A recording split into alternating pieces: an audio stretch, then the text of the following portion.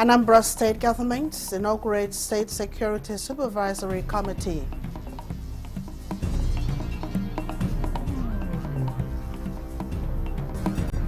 Nigerian Navy records successes with series of raids across Niger Delta targeting crude oil theft and illegal refining activities.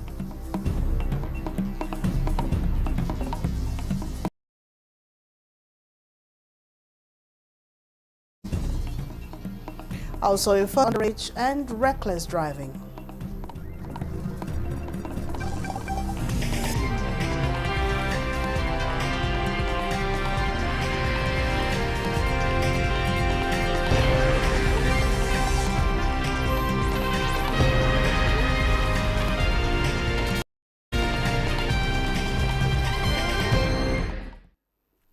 Hello, thanks for joining us on the News Desk at 6 on NTN 24. We are reaching you live from Abuja.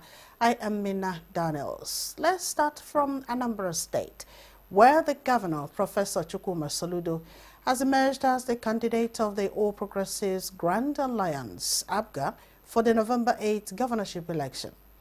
Similarly, George Moghalu has also emerged as a governorship candidate of Labour Party for the November 8, 2025 governorship election in Anambra State. We will bring you details subsequently. Moving on, 15 suspects accused of pipeline vandalism, oil theft and illegal dealings in petroleum products have been arraigned at the Federal High Court, Umuahia.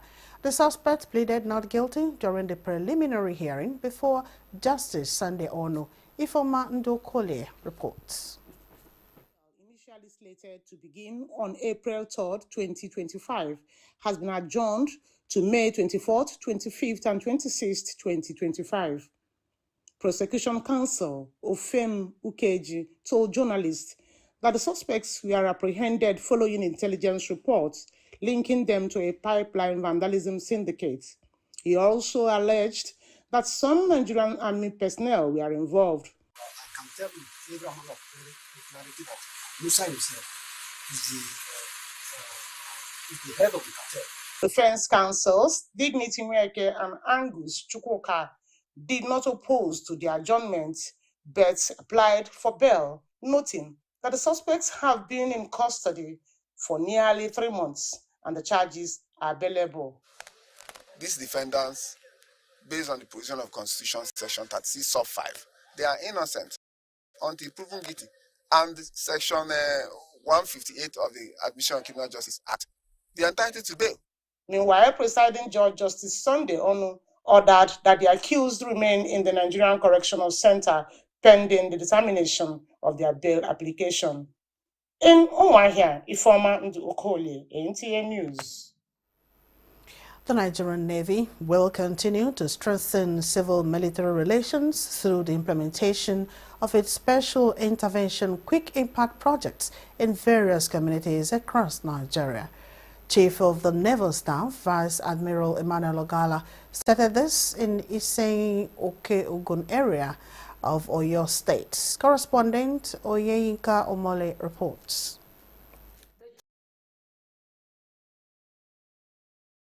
Chief of the Naval Staff, Vice Admiral, who was represented, said the Nigerian Navy is committed to evolving innovative means of serving other socio-economic needs of Nigerians. Not only do these projects resonate with the vision of His Excellency President Bola Ahmed Tinubu, the Commander-in-Chief of the Armed Forces of Nigeria, they aptly reflect the essence of the quick impact projects as conceived by the Chief of the Naval Staff. In its quest to provide succor to communities in need of intervention in areas of education, healthcare, and electricity, among other social amenities, the Nigerian Navy executed 7-unit water borehole for 7 communities in the Iseyin Oke-Ogun area of Oyo State. We need water badly. So they have come to quench our thirst. And I pray that God will quench their thirst. So for all of us in Nigeria, we should give back to our community. We should be selfless. We should do better. And the sustainability plan is that each generator has been placed in charge of the local leader of the street.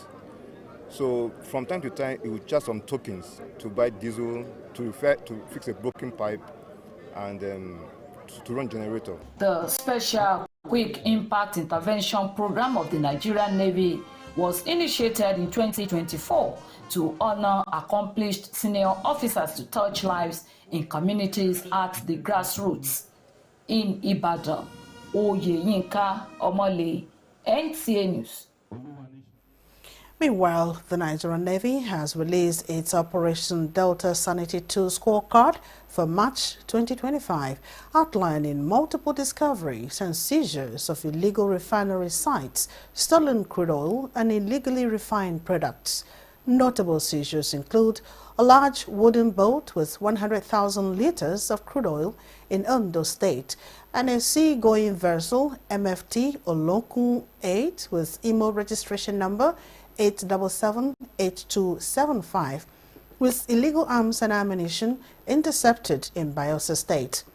The operation also discovered and deactivated several illegal refinery sites with significant quantities of stolen crude oil and illegally refined products. These discoveries were made in various locations, including Delta, Rivers, and Bayelsa states. The Nigerian Navy also apprehended several suspects linked to crude oil theft and illegal arms possession. The Chief of the Naval Staff, Vice Admiral Emmanuel Ogala, reiterates the Nigerian Navy's commitment to intensifying its operations to support Nigeria's economic activities and improve crude oil production. It was a show of unity, patriotism, and commitment to peace as the Nigerian Police Force marked the National Police Day with a symbolic peace walk in Abuja. Francis Fon reports. The Peace Walk, which began at the Louis Edet House, the force headquarters, proceeded to the Unity Fountain.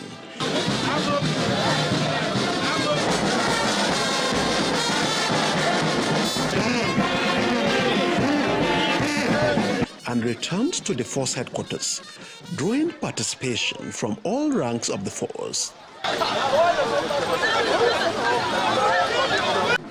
Leading the walk is the Deputy Inspector General of Police in charge of training and human development, Frank Mba, accompanied by the wife of the Inspector General of Police, senior officers including AIGs, Commissioners of Police, and men and women of the force. We must own the Nigerian Police Force as a people. We must support the Nigerian Police Force. We must work with them. We must create that enabling environment for the Nigerian Police Force to excel and also to serve the people better. The message I have for Nigerians is that we should be security conscious. Police is your friend. You have to give information to the police to be able to exercise their duties. The event underscores the force's renewed commitment to fostering peaceful coexistence and building stronger ties with the public, in line with the ongoing reforms under the leadership of the Inspector General of Police, Kayode Egbetokun. As the Nigeria Police Force commemorates National Police Day, today's Peace Walk serves as a reminder of the force's dedications to safeguarding the nation, one step at a time. Francis from NTA News. Still on police activities, but from the glory of all lands, now Commissioner of Police Bayelsa Command Francis Sidu says the prevailing commitment and dedication to duty of operatives is to ensure effective security, foster public trust, and promote community well-being. Gift Obey reports that the Commissioner was speaking at the police community engagement in commemoration of the 70th anniversary of the Nigerian Police Force. The Nigerian Police Force is commemorating 70th anniversary of its service to the country. In Bayelsa State, the force undertook a comprehensive medical outreach program where people were provided essential health services at rural communities, as the case at the Swale Ultra Modern Market. Celebrate Nigerian police for sacrifices and investments made to ensure national unity and cohesion. In the spirit of that, we need to integrate and relate with the community, which has been the fulcrum of our service. Apart from the medical outreach, which provided free general health check-ups and eye tests, with glasses and medications provided to beneficiaries, the police officers also took time to clean up the major market. I came to check my eye, so they now gave me this space as eyeglass. So I thank them very well. They have done well. They have tried enough to bring people here to get their eyeglass. I know some of them they will be happy because what they explained today, they never explained this kind of thing. I really appreciate it because actually, although I know police is my friend, but I've never been given this kind of gesture by the police. We only knew them for crime and other security aspects. For medical officers, it's my first time being a particular. This police anniversary program is to further strengthen the police relationship with the people for improved service delivery. In Yenegua, Gift Ogbe, NTA News. Security in Anambra State has received another boost towards the inauguration of the State Security Supervisory Committee by Governor Chukwuma Soludo. Ndem Kala reports that the event took place in Awka, the state capital. The State Supervisory Committee is hereby inaugurated. The inauguration of the committee is to ensure synergy among security operatives in the state. Their functions include maintaining a database of all units and members of Agune Chamber, their arms and equipment, and to carry out such other activities in the state that are necessary for the purpose of achieving the objectives of the security outfit as set out in the law, among others. As to ensure that the units of Agune Chamber and their members are duly registered in accordance with the law, monitor the activities of different units of Agune Chamber in the communities and local governments to ensure that they operate effectively and in accordance with the law, and advise the governor on the program and activities of Agune Chamber.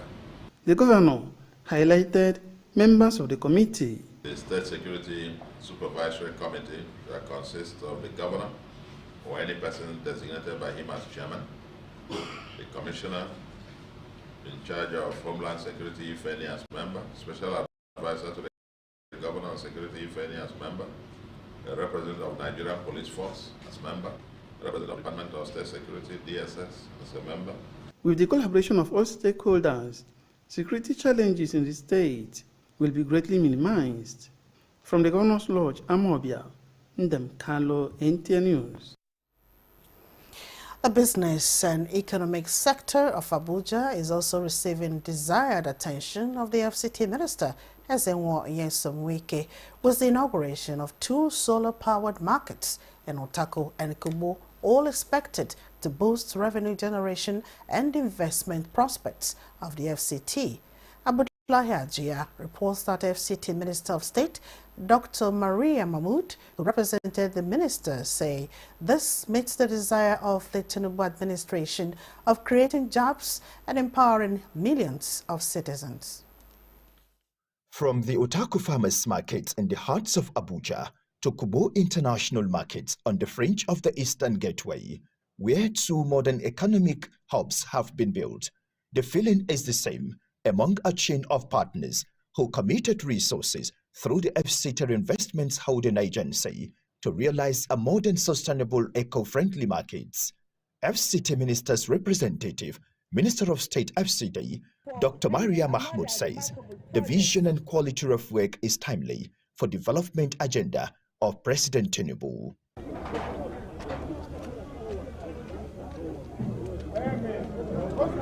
This initiative reflects our shared vision for a sustainable, inclusive, and resilient economy. On that support of our local farmers empowers small-scale agribusinesses and ensure the quality produce is readily accessible to every resident of FCT.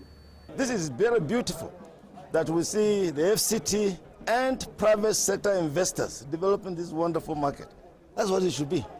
Key players in the project's delivery emphasize a stronger public-private partnership, just as realized with the Kubo International Market described as a milestone. Today, we saw the gifts that the minister did give to young people who are willing to do business and to trade in the market. So it's very exciting for me. It's a promise kept. Of course, you know that markets create commerce. It creates where, you know, buyers meet sellers. It's like an interchange where people from all over the world can come to shop, and of course at very reduced prices. We are powering the whole market with solar, millions of dollars. And there will be no generator, as we heard. So many things. We sacrificed 4 blocks to put a RAM. We have built that confidence, even in the heart of Nigerians and the FCT minister. So I believe other states that are calling us to come and invest will be proud of what we have done here. The inauguration of the 2 markets in succession signals the commencement of business activities intended to make Abuja not only the capital city, but an economically viable city for local and international trade and investments. In Abuja, Abdullahi Hajia, NTA News. This is the News Desk at 6 on NTA News 24. We have more reports after the break. Stay with us. Celebrate Ramadan with Bafi and enjoy up to 40% off on selected products from living room, dining room, bedroom, and royal sets. Pay less, save more, and refresh your home for iftar gatherings and cherished moments with family and friends. Visit our showrooms in Abuja, Lagos, Kano, and Enugu, or shop online to enjoy our exclusive Ramadan sale. Let's make this Ramadan unforgettable.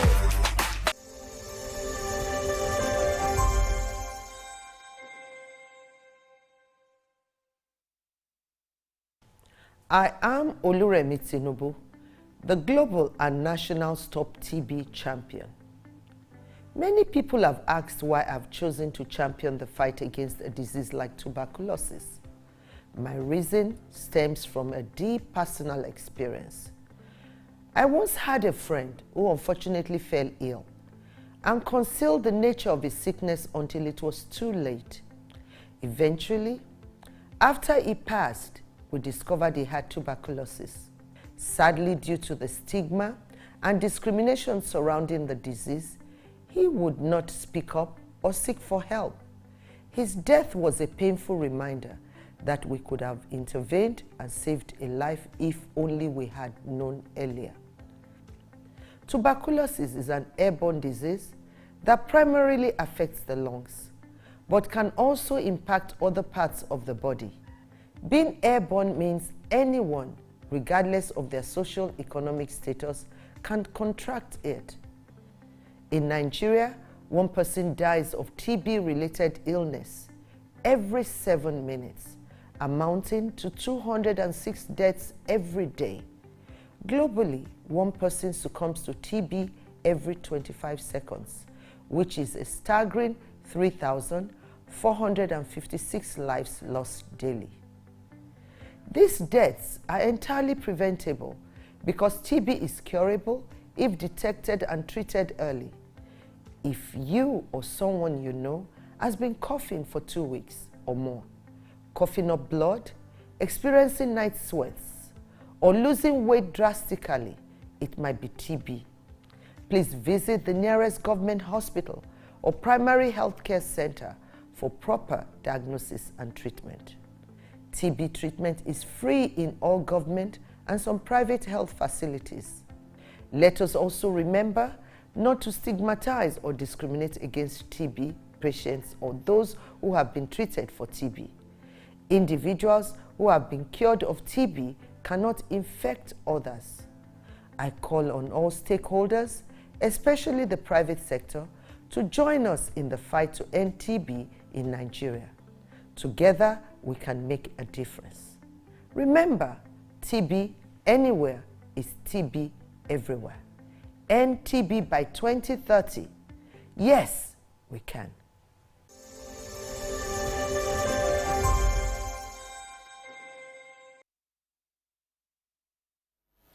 Thanks for joining us again. Communities of Benue South senatorial districts have described the renewed hope agenda of President Ahmed Tinubu as real and impactful. This was at a 2-day free medical outreach carried out in Ogbadibo and Otukpo local government areas of Benue State. Charles Abba reports that the free healthcare is initiated alongside water projects in the areas by the Minister of Water Resources and Sanitation, Professor Joseph Talumum Utsev. The Professor Joseph Talumum Utsev Free Medical Outreach Team defied the difficult terrain of the Achimodo community of Okpa, Ogbadibo local government area to administer the services. Onu is 4 and suffers from hernia. So is 17-year-old Ona Calvin and Adanu Ogali, who is 50 and a father of 2, who has been with the ailment for over 10 years. They are beneficiaries of the free surgical operations. When I went to Somanica hospital here, they told me that to operate this thing is 60,000.